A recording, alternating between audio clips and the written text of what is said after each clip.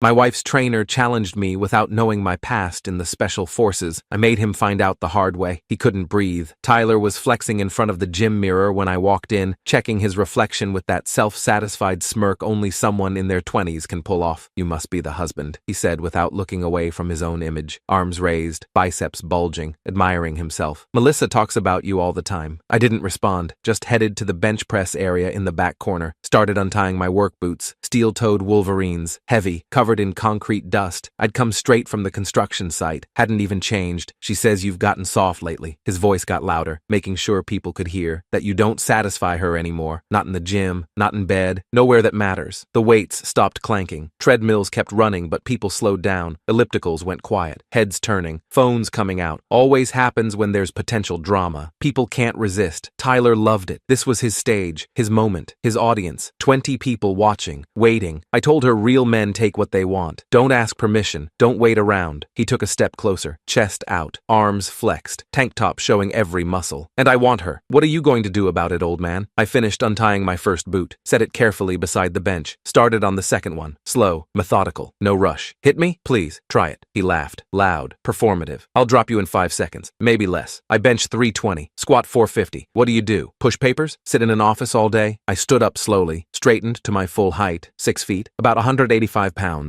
Not big, not impressive. Gray in my beard, 43 years old, wearing dusty jeans and a faded t-shirt. Tyler was 28, maybe 6'2", 215 pounds of pure muscle, ripped abs visible through his compression shirt, arms like tree trunks, veins popping, probably trained 6 days a week, probably had a perfect macro-calculated diet, probably took exactly the right supplements at exactly the right times. What he didn't know, what Melissa had never told him, was that I'd spent 12 years in Special Forces, 75th Ranger Regiment first, then Delta Force Selection, 8 years active duty in places that didn't officially exist, 4 years contract work after that doing things I still couldn't talk about under penalty of federal law. 5 seconds? I asked, voice calm, level, no emotion. Try 3. He grinned, confident, cocky, stupid. "I'll have you on the ground crying in 3 seconds flat, old man." He charged, telegraphed it, shoulder dropped, weight forward, right arm coming around for a haymaker punch, textbook mistake, the kind they teach you to exploit in week 1 of combatives training. I sidestepped, simple, efficient, grabbed his extended right arm with both hands, left hand on his wrist, right hand on his elbow, used his forward momentum against him, pushed his arm across his body,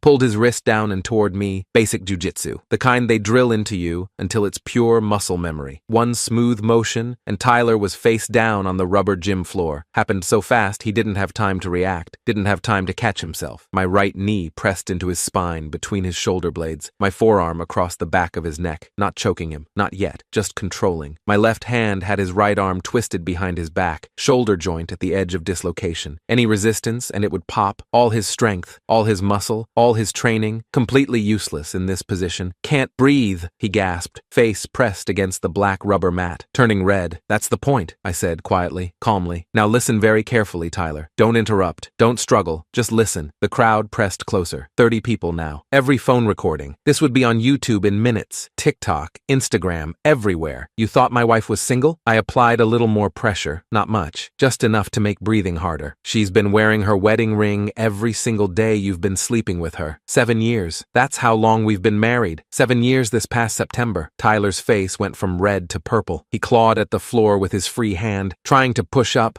trying to get leverage, couldn't move. I had his center of gravity, had his balance, had everything that mattered. I know about the coffee shop dates at Stella's on Colfax. Every Tuesday and Thursday morning, you get her the caramel macchiato, she gets you the protein shake. Very romantic. His eyes went wide. Shocked, I knew. I know about the hotel in Cherry Creek, the Hyatt, room 347. You always request the same room. King bed, city view, very consistent. Wider eyes, more panic. I know about the texts at 2 in the morning when you think I'm asleep. The phone calls at lunch when I'm on site. The weekend training sessions that aren't training at all. I pulled out my phone with my free hand, showed the screen to the crowd, scrolled through photos with my thumb, let them see everything. Photos of Tyler and Melissa, leaving the hotel together, him with his arm around her, kissing in his car parked behind the gym, holding hands at a restaurant downtown, time stamps on everything, dates, locations, GPS coordinates, all documented. "I hired a private investigator 3 weeks ago," I continued, voice still calm, still controlled. "Retired retired special forces buddy of mine, guy I served with in Afghanistan. Very thorough, very discreet, very good at his job. He got everything. Tyler tried to speak, couldn't get enough air, just wheezing, gasping, making sounds. The thing about guys like you, I said, voice never rising above conversational level, is you think muscles equal strength. You think size matters. You've never been in a real fight, never had someone trained to kill put you down in 3 seconds. You've spent your whole life in gyms, lifting weights, looking at yourself in mirrors. I've spent 12 years in 12 different countries doing things I still can't talk about. I shifted my weight slightly, pressed down a little harder. Tyler's wheezing got worse, more desperate. Let him go, someone in the crowd yelled. Woman's voice, scared. You're going to kill him. In a minute, I said, looking up at all the phones, at all the faces, at all the witnesses. Everyone recording? Good. You're all witnesses to what I'm about to say. Keep those cameras on. I leaned closer to Tyler's ear, whispered, quiet enough that only he could hear. Words just for him. I could collapse your trachea right now. Rear naked choke variation.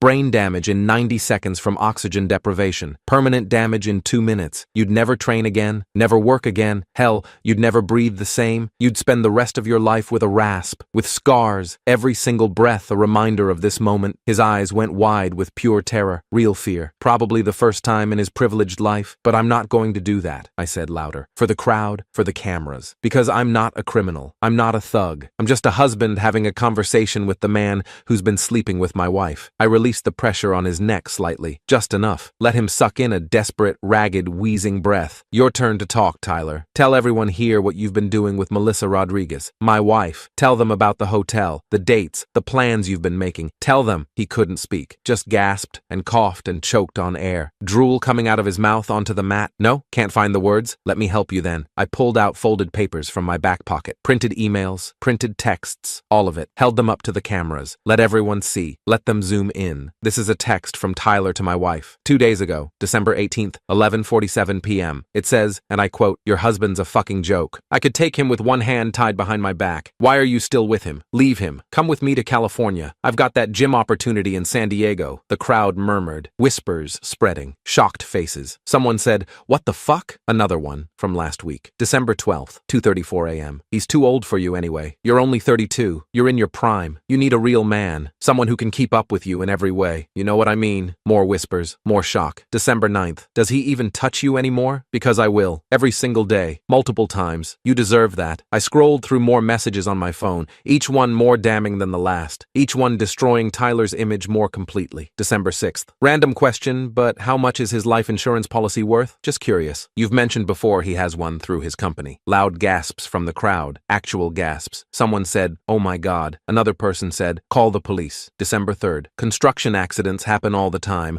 Guys fall off buildings, get hit by equipment. No one would suspect anything." The crowd went completely silent. Shock, horror, understanding what this meant. Tyler was shaking now, trembling, not from the position, not from lack of air, from fear, from realization, from understanding that I knew everything, that I'd documented everything, that his life was over. "The police are outside right now," I said calmly, matter of fact. "I called them 15 minutes ago before I walked in, gave them copies of everything, every text, every photo, every receipt. They're in the parking lot reviewing it all with my lawyer, discussing conspiracy to commit insurance fraud, discussing conspiracy to commit murder." Right on cue, like I'd scripted it perfectly. 2 Denver police officers pushed through the crowd, uniforms, badges, hands on their belts, body cameras on. "Mr. Rodriguez?" one of them said. Older guy, maybe 50, gray hair, sergeant stripes, professional. "We need to ask Mr. Coleman some questions about conspiracy to commit fraud and criminal threats and solicitation." I finally released Tyler, stood up, stepped back, stretched my back, popped my neck. He collapsed completely on the floor, gasping, crying, face still purple, drool and tears on the rubber mat, shaking. The officers pulled him up, one on each arm, professional, firm, started reading him his rights. "You have the right to remain silent. Anything you say can and will be used against you in a court of law." Melissa appeared in the gym doorway, must have been in the parking lot, watching through the window, waiting. Her face went completely white when she saw Tyler in handcuffs, when she saw the crowd, when she saw all the phones recording. "Richard, what did you do?" Her voice, shaking, scared, guilty. I walked past her, didn't look at her, picked up my boots, sat on the bench, started putting them on, tying them carefully, taking my time. She grabbed my arm. "Richard, please, this isn't what it looks like. I can explain. Don't touch me." I pulled my arm away, stood up, faced her. "You've been sleeping with him for 4 months since August. I know everything." We didn't. Room 347, Hyatt Cherry Creek, every Monday and Wednesday afternoon.